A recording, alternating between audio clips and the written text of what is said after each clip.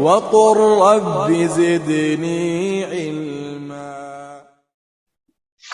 Le prophète sallallahu alayhi wa sallam, un hadith encore que Cheikh Albani a rendu authentique. Écoutez bien ce hadith-là, les frères et les sœurs. عن أنس بن مالك رضي الله عنه قال جاء ناس من البحرين. À l'époque du prophète sallallahu alayhi wa sallam, il a dit il y a des gens, ils sont venus de Bahreïn. Vous connaissez Bahreïn, hein? Dans le Golfe. Il a dit qu'il y a des gens qui ont quitté le Bahreïn et ils sont venus à Médine voir le prophète sallallahu alayhi wa sallam. Jusqu'à là, c'est clair ou pas? Anas ibn Malik, il a dit que le prophète sallallahu alayhi wa sallam, on lui a apporté de l'eau en Rachid pour prendre les ablutions. Et ces gens du Bahreïn, ils sont précipités sur les ablutions du prophète jusqu'à que l'eau n'a même pas touché le sol. Quand le prophète il nettoyait son visage, il se précipitait sur l'eau et il se l'essuyait sur leur corps pour avoir de la baraka. Ça, c'est autorisé, ça. Ça, c'est autorisé que pour le prophète. Tout ce qui sortait du prophète sallallahu alayhi wa sallam, quand il avait ses mains, l'eau qui coulait, il se précipitait pour prendre cette eau-là et soit le boire ou soit s'essuyer le corps avec. Faire du tabarruk avec les ablutions du prophète sallallahu alayhi wa sallam. Lorsque le prophète il a terminé, il leur a dit Ma da'akum ila dhalik. Pourquoi vous faites ça? Le prophète sallallahu alayhi wa sallam il a dit qu'est-ce qui vous pousse à faire ça? Il leur a pas interdit parce que le prophète il sait que tout ce qui provient de lui c'est de la baraka. Il leur a pas dit c'est haram. D'accord? Et le prophète il leur a posé la question Ma da'akum ila dhalik. Qu'est-ce qui vous a poussé à faire ça? Mes ablutions se précipiter pour prendre l'eau de mes ablutions comme ça. Qu'est-ce qu'ils lui ont dit? Qalu hubban laka, par amour pour toi ya Rasulallah, parce qu'on t'aime. Par amour. La'alla Allah yuhibbuna. Et on espère qu'Allah il va nous aimer aussi ya Rasulallah. On fait ça parce qu'on t'aime, par amour, et on espère qu'Allah azza wa jalla il va nous aimer. Faqala, le prophète sallallahu alayhi wa sallam il a dit In kuntum tuhibbuna an yuhibbakum Allah wa rasul. Si vous voulez réellement qu'Allah il vous aime et que le prophète sallallahu alayhi wa sallam vous aime, si vous voulez, si vous souhaitez qu'Allah il vous aime et que le prophète sallallahu alayhi wa sallam vous aime, فحافظوا على ثلاث خصال. Préservez trois caractéristiques que je vais vous dire là tout de suite. Le prophète a dit si vous aimez Allah, si vous voulez qu'Allah il vous aime, vous voulez que le prophète il vous aime, préservez ces trois comportements, ces trois caractéristiques, ces trois moralités là que je vais vous dire. Parce que le but, en fin de compte, Othman, c'est que nous on aime Allah ou bien qu'Allah il nous aime. C'est quoi le meilleur?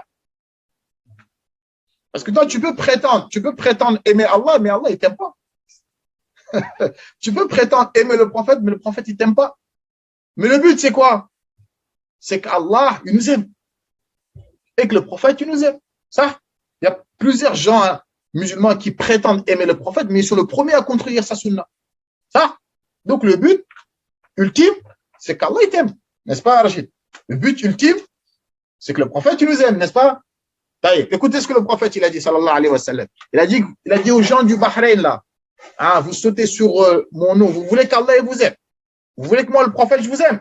Faites attention à ces trois choses. C'est quoi ces trois choses? Le prophète il a dit sidq al-hadith, soyez véridique quand vous parlez. Ne mentez pas. Soyez véridique. Dites la vérité. Même si on va te couper la tête, dis la vérité, mon frère et ma sœur. Sois véridique. Même si c'est contre toi. Le prophète il a dit tu veux qu'Allah il t'aime. Tu veux que moi, Mohammed, je t'aime. Sallallahu alayhi wa sallam, dis la vérité. Dis la vérité. T'as pris ça? Oui, c'est moi qui ai pris. T'as cassé ça? Oui, parler sans faire exprès, c'est moi qui ai cassé. Non, c'est pas moi, je sais pas. Alors que c'est toi. T'as fait, dis j'ai fait. Ça, voilà. Quand tu parles, dis la vérité. Le deuxième, le prophète a dit wa ada il amanati, respecte tes engagements. La amana, on t'a donné de l'argent pour que tu gardes. Garde-le. Le frère, il en a besoin, le jour, il en a besoin, tiens. Il t'a prêté sa voiture, c'est un amana, un dépôt. Garde-la, fais en sorte de ne pas voler des pièces ou faire n'importe quoi. Quand il en a besoin, tu lui rends. C'est une amana. Wa ada il amanati. Rendez le dépôt. Respectez vos engagements. Si vous voulez qu'Allah Azza wa Jalla il vous aime, et si vous voulez que le prophète sallallahu alayhi wa sallam il vous aime. Et le troisième comportement, avant d'arriver au troisième, vous êtes d'accord avec moi que nous, la communauté musulmane, dans les deux déjà, on a un problème. Comment est possible maintenant qu'Allah nous aime et comment ce sera possible que le prophète nous aime? Beaucoup parmi nous, on ne dit pas la vérité.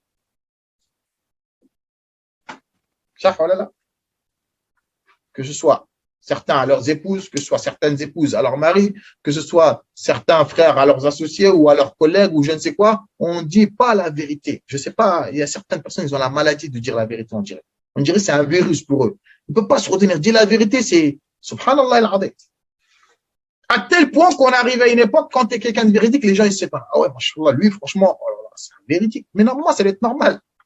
Normalement, dire la vérité, ça doit être un caractéristique normal du musulman. Mais on s'étonne maintenant, quelqu'un qui dit beaucoup la vérité, ah bah on le considère comme si c'était un extraterrestre. On dirait qu'il vient d'une autre planète. Alors que ça doit être normal. Respecter le dépôt, ça encore pire. Personne n'a confiance en personne. Ah non, prête-lui pas, hein, parce que tu vas le prêter, tu vas plus le revoir après. C'est fini. Tu peux me prêter, je sais pas. Ça, mais tu sais que tu vas donner, il va plus te le rendre. On n'a plus confiance en personne. Ça, voilà là. Eh ben, il est là le problème, mes frères. Et après, on dit, oh, nous, on aime Allah, on aime le prophète, sallallahu alayhi wa sallam, mais est-ce qu'eux, ils nous aiment? À cause de nos mauvais comportements, à cause de nos mauvais agissements.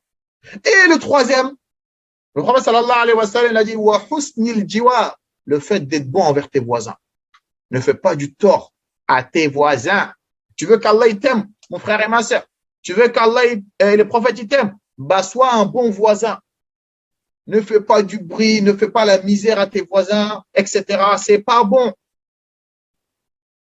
Le mauvais voisinage, c'est pas bon. J'arrive. Le prophète, il a dit, car le fait de faire du tort à ton voisin, même si c'est pas un musulman, même si c'est pas un musulman, c'est interdit de faire du mal à ton voisin. C'est bien. Le prophète, il a dit, le fait de faire du tort à ton voisin, yamhul hasanat, ça efface les bonnes actions. Kama tamhu shamsul jalid, comme le soleil fait fondre la glace. Vous avez vu le soleil? Quand le soleil, ça, vous avez vu la glace, comment elle fond? Bah, le prophète, il a dit, le fait de faire du tort à ton voisin, ça fait fondre tes bonnes actions, comme le soleil fait fondre la glace. Tout ça, ce sont des hadiths authentiques, clairs et nets. C'est pas moi qui le dis, hein. Les gens, ils mettent la musique à fond chez eux. C'est comme, subhanallah al-azim. Ceux qui sont malades, dans pas. Ceux qui vont travailler, dans pas. Tu toques à la porte, oui, vous nous dérangez. C'est avec une insulte qui t'accueille. T'as tes voisins, tu jettes tes poubelles dehors, n'importe comment. Hein, tu salis le porche, je ne sais quoi. Et bah, personne n'en a rien à faire. Tu vas lui dire, ça va se terminer en embrouille. Il est où le respect du voisinage? Il est où le respect du voisinage? Ya subhanallah, les femmes. On reste dehors la nuit, on parle fort et on dérange nos voisins. C'est là, yajouz. Religieusement, c'est interdit. Fais en sorte d'éduquer ta femme et tes enfants de ne pas déranger les voisins. Même quand tu fermes la porte, essaie de la fermer de telle manière, si tu peux ne pas déranger tes voisins, fais-le, mon frère et ma soeur. Tu peux respecter tes voisins, tu fais à manger, tac, salam alaikum, ma femme elle a préparé à manger, tenez, fils habilillah. C'est ce que l'islam nous a inculqué de respecter le voisinage, les frères et sœurs. C'est pas moi qui le dis. Des voisins qui habitent côte à côte, ils se passent même pas le salam. Ils habitent 5 ans dans le même bâtiment, ils se croisent à chaque fois dans l'ascenseur, personne ne calcule personne. C'est pas ce que l'islam nous a ordonné. Maintenant, après, chacun il fait ce qu'il veut. Hein. Chacun il fait ce qu'il veut après. Mais demain, il ne faudra pas dire je ne savais pas. Il ne faudra pas dire oui, l'islam ne nous a pas dit ça. Ça, c'est dans notre religion. C'est pas moi qui le dis. Le hadith, il est clair et net.